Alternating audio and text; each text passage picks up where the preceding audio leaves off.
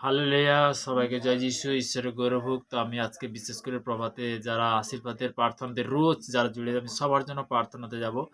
সর্বশক্তিমান ঈশ্বর পিতা মহান ধন্যবাদ করি পিতা, যে সকল সন্তানরা বিশেষ করে ইউটিউব, ফেসবুকের যে ফ্যামিলি সব সন্তানের জন্য প্রার্থনা করছি পিতা, তুমি সেই এই হাতে তোমরা যে বারকা বলা চাঙ্গা আল্লাহ কবান করে তুমি সুরক্ষিত রেখো পিতা। তারা আজকের বিশেষ করে যে আশীর্বাদের বার্তা আশীর্বাদের প্রার্থনা পাচ্ছে পিতা, তাদেরকে সর্বদাই নতুন কি পুরানো পিতা, সর্বদাই এই মুহূর্তে তুমি স্পর্শ করে তাদেরকে তুমি আশীর্বাদ করলে, তুমি কৃপা করলে পিতা, তুমি মঙ্গলময় ঈশ্বর পিতা। আজকের দিনটা দেখার জন্য তোমাকে অসংখ্য ধন্যবাদ করি পিতা। আজকের বিশেষ করে পিতা গো, যে সর্বদা তোমার চরণতলে যে সকল সন্তানরা আসতে পেরেছে, তোমাকে অসংখ্য ধন্যবাদ করি পিতা। পিতা যারা বিশেষ করে অনলাইনের মধ্যে ইউটিউবে, ফেসবুকের মধ্যে যারা দেখছে, আমি সবার জন্য প্রার্থনা করছি। দেশ বিদেশের মধ্যে যারা গভর্নমেন্ট জবের মধ্যে তাদের জন্য প্রার্থনা করছি পিতা গো। সর্বদাই পিতা গো, যে ইন্ডিয়ান সৈনিক তাদের জন্য প্রার্থনা করছি পিতা গো। প্রশাসনিক থেকে মন্ত্রীমহল থেকে আমি সবার জন্য প্রার্থনা করছি পিতা গো। সর্বদা গ্রাম প্রতিবেশী আত্মীয় কুটুম্ব সবার জন্য প্রার্থনা করি। আশা করবো তুমি সুরক্ষিত রাখো পিতা গো, তাদেরকে তুমি আশীর্বাদ করো, কৃপা করো, তুমি স্বর্গদূত দেখে রাখবে দেখো। এই প্রার্থনা মিষ্টিমের মহান যিশু নাসরির নাম থেকে চালাম। Amen, amen, amen. হালেলুয়া।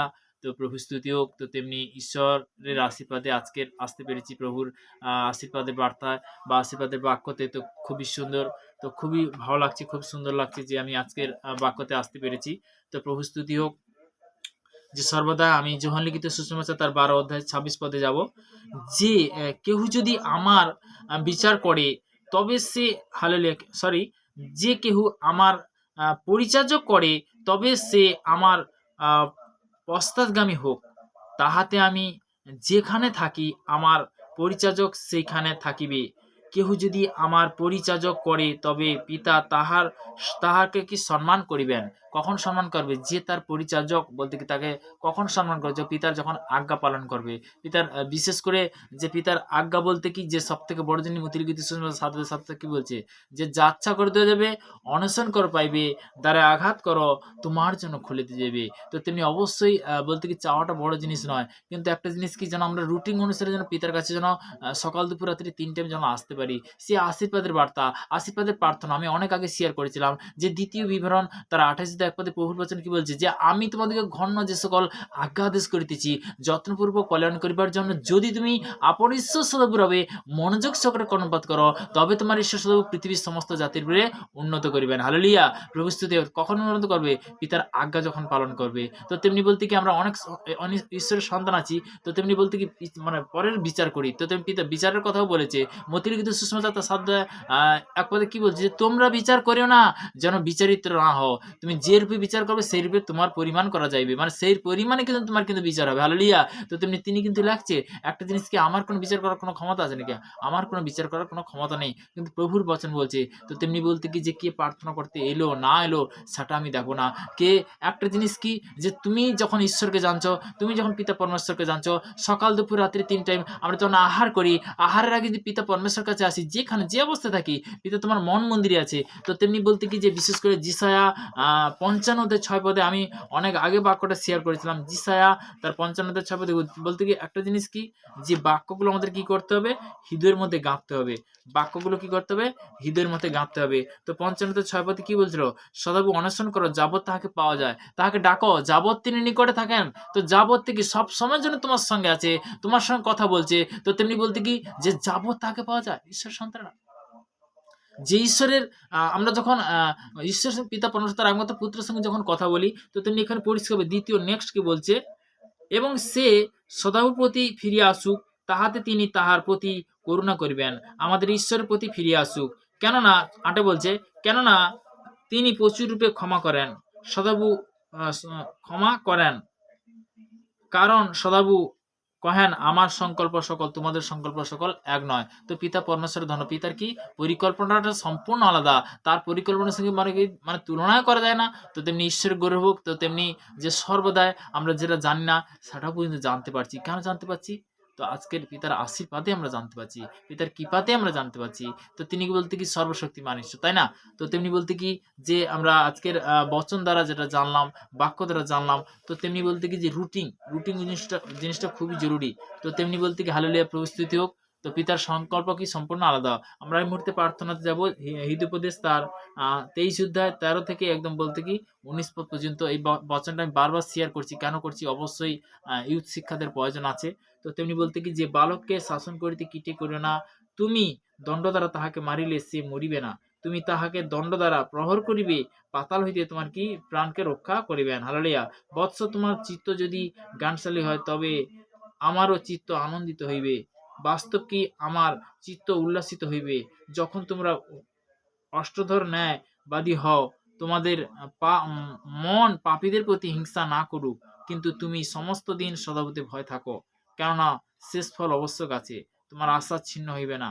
বৎস, তুমি শোনো, জ্ঞানবান হও, তোমার হৃদয় সৎ পথে চালাও। হালেলুয়া। কি করবে? হৃদয় কি সৎ পথে চালাতে হবে। তো তেমনি বলতে কি, যে বালককে আমরা যেন শাসন করতে না যেন কিটে করি, অবশ্যই শাসন করার তোমার ক্ষমতা আছে। তো তেমনি বল, যে কোনো মা, যে কোনো বাবা অবশ্যই করতে পারে, কিন্তু এমন নয় যে এমন ভাবে তার প্রতি মানে ব্যবহার করবে, সেটা বলতে শয়তানের অর্থ থেকে। তাকে মুখে বলতে পারো, তাকে হয়তো মুখে বলতে পারো, তো তেমনি বলতে কি লাস্ট তাকে বোঝাতে হয়। তো তেমনি সেই বিষয়ে বাক্যর বিষয় এবং বিশেষ করে যে বালকের বিষয়ে প্রার্থনাতে যাব। সর্বশক্তিমান ঈশ্বর পিতা মহান ধন্যবাদ করবি তো, যে বিশেষ করে যে ইউথ শিক্ষা, আজকের বালকের বিষয়ে যে শিক্ষাবিদ, যে সমস্ত স্কুল কলেজের মধ্যে যে সকল, বিশেষ করে যে সকল ইউথ সন্তান, আমি সবার জন্য প্রার্থনা করছি। ছোট ইউথ থেকে বিদেগো তোমার ব্লাড কভার করে তুমি সুরক্ষিত রাখো বিদেগো। বিশেষ করে যে উপযোগিত ইউথ বিদেগো, যে সর্বদা তাদেরকে সেটা বিদেগো তুমি তোমার ব্লাড কভার তুমি সুরক্ষিত রাখো। কোনো সহায়তা বিদেগো, কোনো ব্যবিচার আত্মা, কোনো কুচিন্তার আত্মা, কোনো অহংকার আত্মা তাদের মধ্যে যেন কাজ না করতে পারে, আমি ক্যান্সেল করি সামতে। গুসাওয়ালা আত্মা আমি ক্যান্সেল করি সামতে বিদেগো, তুমি সর্বদা সুরক্ষিত রাখো বিদেগো। আজকে যারা বিশেষ করে যে ইউথ শিক্ষা তারা যে পাচ্ছে বিদেগো, তাদেরকে মা বাবার জন্য প্রার্থনা করছি। প্রত্যেকটা মা, প্রত্যেকটা বাবা মুখের মধ্যে অঙ্গীকার করো বিদেগো সর্বদাই, যে আজকের যে বিশেষ করে আমার সন্তানকে আমি মানে অঙ্গীকার করেছি বিদেগো, আমি হয়তো ব্যবিচার বা কুঅঙ্গীকার করেছি, আমি ক্যান্সেল করি সামতে বিদেগো, তাদের মধ্যে সুঅঙ্গীকার পরিণত করে, তাদের আশীর্বাদ পরিণত করবে বিদেগো। বিদেগো এই মুহূর্তে এই প্রার্থনা দেওয়ার জন্য অসংখ্য ধন্যবাদ। পিতা পুত্র পবিত্র আত্মার আমেন আমেন। তো তেমনি যে সর্বদা আমরা যখন পিতার বাক্যতে আসি, পিতা আমাদের কি করে আশীর্বাদে পরিণত করে। তো সর্বদা আজকের আমরা যে বাক্য দ্বারা অনেক জিনিস কিন্তু আমরা জানতে পারলাম, তাই না? হালেলুয়া। পিতা ধন্যবাদ। তো লুক লিখিত সুসমাচার তার 15 অধ্যায় আমরা যাব। 15 অধ্যায়, যোহানে তার 15 অধ্যায় 1 পদে, যিশু দাক্ষালতা শিষ্যরা শাখা। 15 অধ্যায় 1 পদ থেকে একদম আমরা যাব 15 পদ পর্যন্ত। আমি প্রকৃত দাক্ষালতা এবং আমার পিতা কৃষক। আমাতে স্থিত যে কেহ শাখা ফল না ধরে, তাহা তিনি কাটিয়া ফেলাইয়া দেন, এবং যে কেহ শাখা ফল ধরে, তাহা পরিষ্কার করেন, যেন তাহাতে আরো অধিক ফল ধরে। আমি তোমাদিগকে যে বাক্য বলেছি, তৎপযুক্ত তোমরা এখন কৃত আছে, আমাতে থাকো, আর আমি তোমাদিগতে থাকি। শাখা যেমন আপন হইতে ফল ধরিতে পারে না, দ্রাক্ষালতা না থাকিলে পারে না, তদ্রূপ আমাতে না থাকিলে তোমরাও পারো না। আমি দ্রাক্ষালতা, 5 বলছে, আমি দ্রাক্ষালতা, তোমরা শাখা। যে আমাতে থাকে এবং যাহাতে আমি থাকি, সেই ব্যক্তি প্রচুর ফলে ফলবান হয়, কেননা আমার ভগ্ন ভিন্ন তোমরা কিছু করিতে পারো না। স্বয়ং নিশ্চয় তার একমাত্র পুত্র দ্বারা তার ভিন্ন ছাড়া আমরা কিছু করতে পারি না। তার আরাধনাতে না, মানে তার আরাধনাতে যখন অঙ্গীকার করি, তার একমাত্র পুত্রকে যখন তুমি ডাকবে, তখন বলতে তার ছাড়া আমরা কিছু করতে পারি না। কেহ যদি আমাতে না থাকে, তাহা হইলে শাখার ন্যায় তাহাকে বাহিরে ফেলাইয়া দেওয়া যায়, ও সে শুকাইয়া যায়, এবং লোকে সেগুলি পুড়াইয়া আগুনে ফেলাইয়া দেয়, আর সে সকল পুড়িয়া যায়। তোমরা যদি আমাতে থাকো এবং আমার বাক্য যদি তোমাদিগতে থাকে, তবে তোমাদের যাহা ইচ্ছা হয় যাচ্ছা করিও, তোমাদের জন্য তাহা করা যাইবে। হালেলুয়া। তুমি ঈশ্বরের কাছে যাচ্ছা করো যে তোমাদের জন্য তাহা করা যাইবে, তাই না?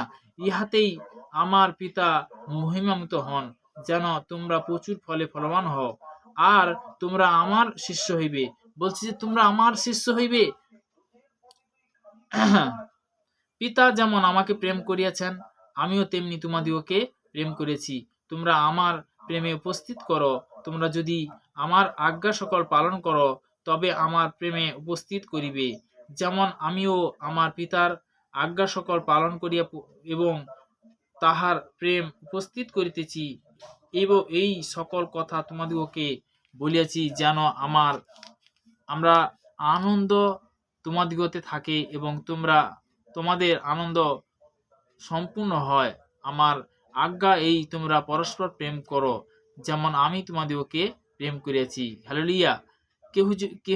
কেহ যে আপন আহ, বন্ধুর নিয়ম নিজ প্রাণ সম্পূর্ণ করে, ইহা অপেক্ষা অধিক প্রেম কারণ নাই।